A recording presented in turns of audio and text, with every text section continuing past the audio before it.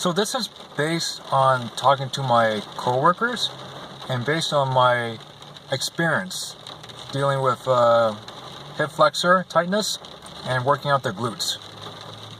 So one of the mistakes I made for years was when I squatted and deadlifted, I always used an arch back, even excessively. I even forced a lower back arch, and I thought it was better than rounding your back. To some degree, it might be. I can't say for sure. Neutral position is always the best. When you arch your back, especially when you have anterior pelvic tilt, you can make the anterior pelvic tilt worse.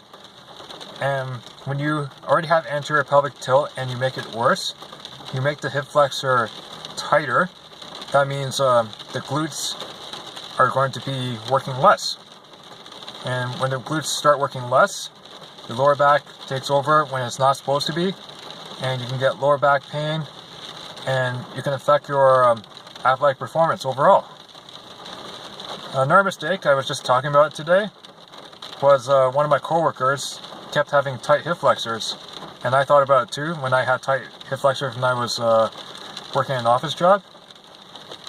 Whenever I stretch my hip flexor, I always try to take a big step as much as possible, and I never flex my glute with the same leg that I'm stretching my hip flexor.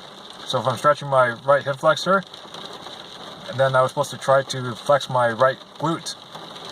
Usually when one muscle is relaxing, the other muscle is tensing.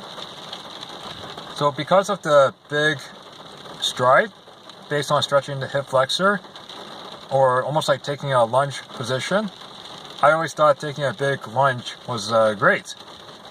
But the cost of me taking a big lunge step was I was always in excessive arch. I would always put myself in anterior pelvic tilt, even more than what I already have or what I had back then. So it'll make the hip flexor even tighter. I would think I would be stretching my hip flexors and it would be getting looser, but I kept on tightening up like I've been sitting down for 20 years. When I started walking backwards a few years ago to get rid of lower back pain and hip flexor tightness, I didn't think about the pelvic tilt, I just walked backwards. At first, it was great. Pain was gone, I was able to deadlift again. But as I was doing it again like last year, I realized it still didn't loosen up as it used to. That my hip flexor was still tight.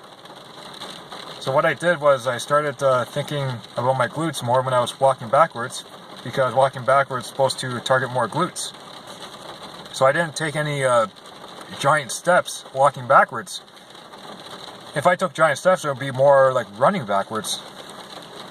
Now this is just for information purposes only, just based on my experience and talking to other people. I would say the best person to get confirmation my information is correct would be a trained physiotherapist or like an athletic therapist as well, or even a doctor who specializes in sports medicine. When I do my hip thrust on the bench with a band or a barbell, I don't think about lifting my lower back up. I try to minimize the arch. So even if I put myself in a posterior pelvic tilt, I find that more beneficial for the glutes and to loosen up the hip flexors. When I used to excessively arch my back when I deadlifted, when I came up to the top, I thought I was flexing my glutes, but chances are I was still in anterior pelvic tilt, so my glutes wasn't fully contracted, and my hip flexor never got loosened up a bit.